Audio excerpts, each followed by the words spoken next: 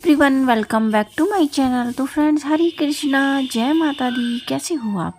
I hope आप सब अच्छी होंगी। मैं भी बिल्कुल ठीक हूँ। पंचांग के अनुसार चैत्र मास से हिंदू नववर्ष आरंभ भी हो जाता है। इस साल की चैत्र नवरात्रि काफ़ी शुभ मानी जा रही है। ग्रहों की स्थिति के साथ साथ कई राजयोगों का भी निर्माण हो रहा है।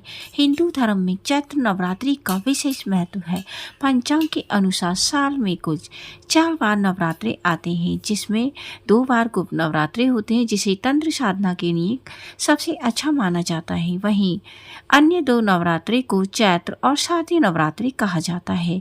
ऐसे ही चैत्र मास के शुक्ल पक्ष की प्रतिपदा तिथि आरंभ होते हैं चैत्र नवरात्रि, जो कि 9 दिनों तक पड़ने वाली इस नवरात्रों में माँ दुर्गा के 9 स्वरूपों की विधि विधान से पूजा करने का विधान है। इसके साथ ही कलश स्थापना करने के साथ व्रत रखने का भी विधान कहा जाता है। 9 दिनों में माता के 9 स्वरूपों की पूजा करने का विधान इसमें विशेष कहा जाता है। इस साल चैत्र नवरात्रि 9 दिनों की नहीं बल्कि 8 दिनों के पड़ रहे हैं, जिसकी शुरुआत 30 मार्च को हो रही है। आइए जानते हैं चैत्र नवरात्रि कब से कब तक है और नवमी कब रहेगी, कौन सी तिथि का क्षय हो रहा है तथा माता की सवारी क्या रहेगी। दोस्तों, जिस वार से नवरात्रि प्रारंभ होते हैं उसी से डिसाइड किया जाता है कि माता रानी का वाहन क्या है। इस बार नवरात्रि का प्रारंभ रविवार से हो रहा है। रविवार का मतलब है हाथी पर माता रानी सवार होकर रहेंगी। हाथी पे सवारी देश दुनिया के लिए बहुत अच्छी मानी जाती है।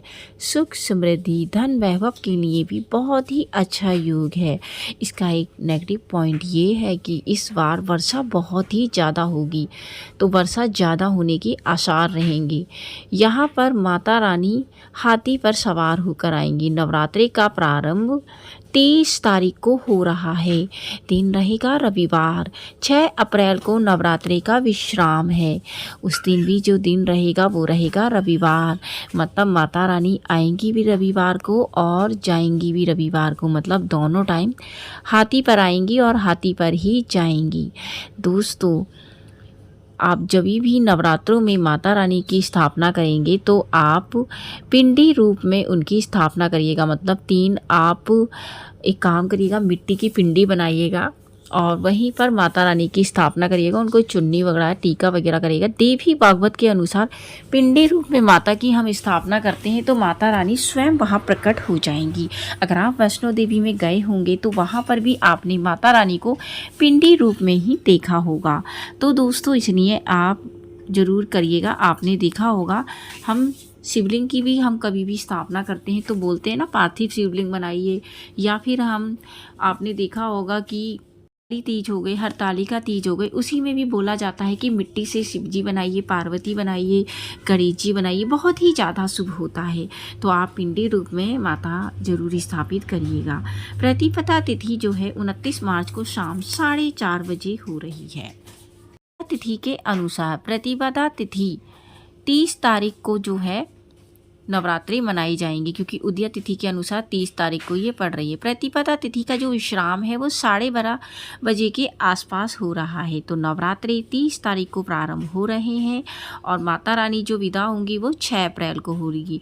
लेकिन अगर आप पारण करने का सोच रहे हैं तो 7 तारीख को दशमी को ही पारण करिएगा। दुर्गा अष्टमी जो है 5 अप्रैल को मनाई जाएगी और रामनवमी 6 अप्रैल को मनाई जाएगी। ऐसे में अगर किसी तिथि का क्षय हो रहा है तो वो है तृतीया तिथि। जी हाँ दोस्तों, तृतीया तिथि का क्षय हो रहा है। बाकी अष्टमी नवमी आपको अलग अलग ही मिल रही है। कन्या पूजन आप पारण जैसे होता है, कई लोग क्या करते हैं कन्या पूजन के बाद पारण कर लेते हैं, लेकिन आप ऐसा मत करिएगा। आप 7 तारीख को ही पारण करिएगा, दशमी तिथि को ही। दोस्तों, अगर आप ज्वारे और कलश स्थापना का सोममुहूर्त की बात करें तो वो रहेगा 30 तारीख को सुबह 6:13 से 10:30 तक। वहीं अभिजीत मुहूर्त 30 तारीख को रहेगा 12 बजे से लगभग 12:50 माता रानी के जो 9 दिनों में ना अलग अलग भोग उनको लगाए जाते हैं, तो आप भी उनको अलग अलग भोग लगाइएगा। लेकिन माता रानी की जो चौकी है ना वो 9 दिनों को हिलाई नहीं जाती। आप कलश भी मत हिलाइएगा, उनको भी मत हिलाइएगा, बस आप दूर से उनकी पूजा कर सकते हैं। उनको फूल वगैरह चढ़ा सकते हैं, तो बस आप बिना मूर्ति को हिलाए ही फूल चढ़ाइएगा, कलश को भी बिना उनको हिलाए ही फूल चढ़ाइएगा। तो दोस्तों आई होप कि आपको ये वीडियो बेहद पसंद आया होगा। यदि वीडियो पसंद आया हो तो वीडियो को लाइक शेयर करिएगा। चैनल पे नए हैं तो चैनल को सब्सक्राइब करना बिल्कुल ना भूलें। दोस्तों मैं मिलती हूँ न्यू वीडियो में न्यू टॉपिक के साथ। तब तक के लिए हरे कृष्णा, जय माता दी। ये त्यौहार आपके लिए मंगलमय हो और बहुत सारी खुशियाँ लेके आए। मैं लेती हूँ विदा।